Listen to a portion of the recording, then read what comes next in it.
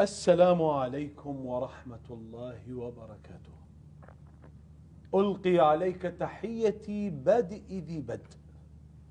أستاذ ما طولها سلامك، هالطول أكيد مبين عليك أنت خوش ولد. أستاذ لقد أشبعوني ضربا ألف رحمة لوالديك، قل لهم أن يتركونني وشأني.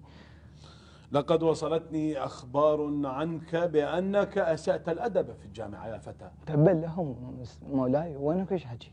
مولاي أنا كنت ذاهبا إلى السنتر فلقيتها أمام الفتاة، فقلت لها أعطينا المزمة فشالوني، والآن يم مكاني. هل أنت من مدينة بغداد؟ إنه أبي والله مش أنا، إنني أتيت إلى الدنيا فلقيت نفسي في بغداد. هل تتحدث الفصحى من مصرية يا فتى؟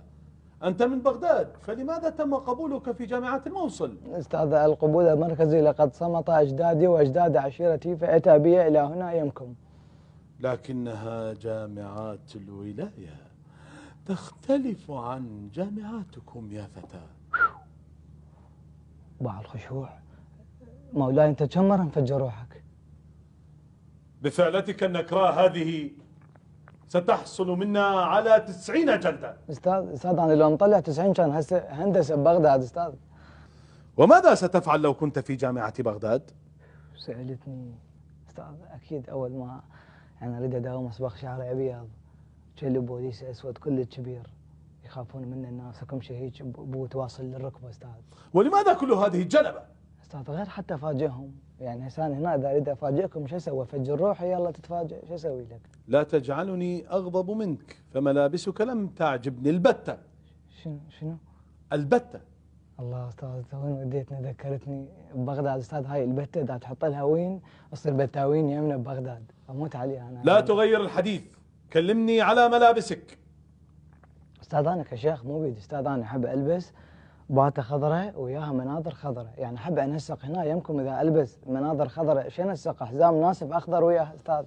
يعني نحن لن نقتلك ولن نعذبك. وينك ايش حكي أستاذ؟ صرت سفرة مال كتل يمكم، هاي عيني باوحة كتلوك مال صبغ مو عين أستاذ. أقصد في القادم يا ولد، أقصد في القادم. قادم. وعقابا لك سننقلك إلى جامعة داعش. وين؟ جامعة داعش. لا أستاذ أنا هاي مسولفي لي عليها أكثر من ما مسولفي لي على عم وبابا، الله يخليك. صح يا فتى. أستاذ يا صح يا فتى، العميد مالتها كازاخستاني اسمه قاسيموف، مقول على نور صبري حرة من بعيد. صح يا فتى. أستاذ هناك يقول لك الأسئلة مالتهم تختلف، يعني السؤال الأول فجر ما يلي، السؤال الثاني اذبح ما تحته خط، السؤال الثالث هجر البيت التالي. أستاذ صح يا فتى أقول لك. أستاذ هناك الطالب لازم يصير مترجم، عندك دكتور صيني، عندك دكتور أفغاني، عندك دكتور شيشاني، شو سواني؟ أشتري كتاب تعلم اللغة الشيشانية في 7 أيام؟ لماذا لا تتجه إذن إلى التعليم الأهلي؟ لدينا أيضا تعليم أهلي. أكو ايش حكي؟ نعم. ايش قد القسط يمكم؟ 2,000,000 درهم.